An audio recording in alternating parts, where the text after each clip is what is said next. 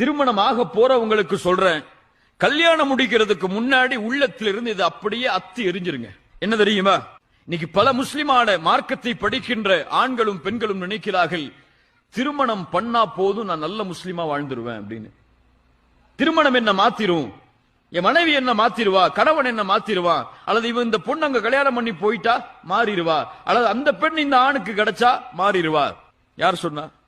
கல்யாணத்துக்கு முன்னாடி ஃபஜ்ர் தொழுகலன்னா, ஃபஜ்ர் தொழுகலன்னா கல்யாணத்துக்கு பிறகு ஃபஜ்ர் தொழுவாரா?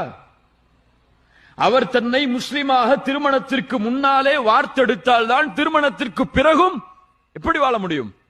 ஒரு முஸ்லிமாக வாழ முடியும். கல்யாணத்துக்கு முன்னாடி நல்ல குணத்தோட அவர் வாழலன்னா கல்யாணத்துக்கு பிறகு மட்டும் நல்ல குணத்தோட வாழ்ந்துருவாரா? முடியாது.